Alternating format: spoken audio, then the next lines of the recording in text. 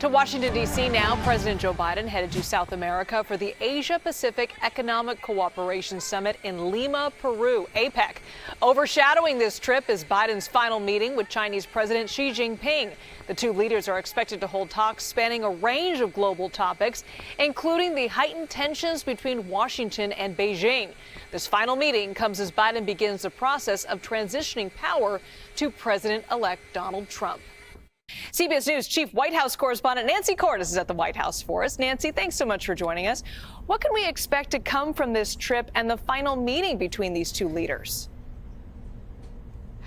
Liz, I think that this is something of a swan song for President Biden, who has always highly valued his international relations, his ability to conduct diplomacy on the world stage, and one last opportunity to meet in this capacity as President of the United States with some of these other major world leaders. First and foremost, as you mentioned, the Chinese President Xi Jinping. This will be their third meeting.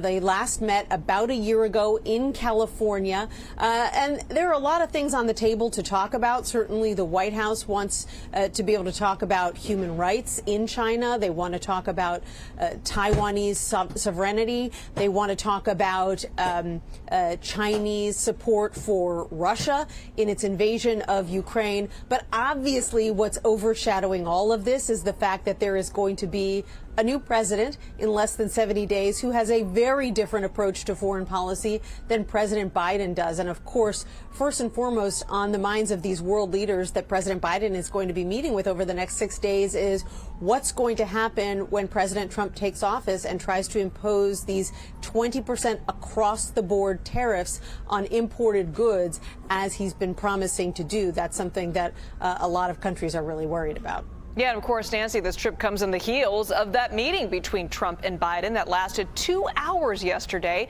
The two are beginning the peaceful transition of power process. Can you tell us more about what happened at that meeting? I can, because the White House press secretary and Trump himself both said that it was a very good meeting, that it was cordial, that it was substantive, and that President-elect Trump actually came in with a list of topics that he wanted to talk about, that he had questions about. And so they really got into all those different issues. We don't know what exactly was on his list. He didn't disclose that. But we do know that it was a wide-ranging conversation. Now, after the meeting, the press secretary, Karine Jean-Pierre, was asked, well, wait a minute, the two of them were all smiles, and they were talking about what a smooth transition it's going to be.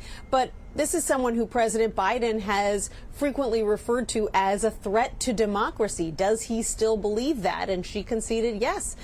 He meant it when he said it, and it's not only him saying it, it's other people who were close to Trump in the past. And so that hasn't changed. But there was an election last Tuesday, she said. The American people have spoken, and now that this is happening, the White House is committed to a smooth transition to the Trump administration. Now, it's important to note, Nancy, the president also met with the families of hostages still being held by Hamas. What can you tell us about that meeting and what the White House says about working with the Trump team to bring those hostages home? Right. Well, the families actually came out after that meeting and told reporters gathered here that they had pushed the president to work with the incoming Trump administration and the president-elect to do anything that they can to try to jumpstart negotiations and get the hostages home. White House officials say they're all for that. They are completely willing to work with the president-elect or anyone on his team to do anything that they can to help free these hostages. The reality is that the talks that have been going on for months now between the U.S., Qatar, Egypt, the Israelis, Hamas, those talks appear to have stalled, and Qatar has pulled out altogether because leaders there say they don't think that the Israelis are serious, and they don't think Hamas is all that serious either. And so the question is, even if the Trump team, the Biden team were in lockstep on this, how much can they actually accomplish in the near future? That's a question that all of these hostage families have to be asking right now because they're so worried about their loved ones. No question. All right, CBS News Chief White House correspondent Nancy Cordes, thank you so much for that report.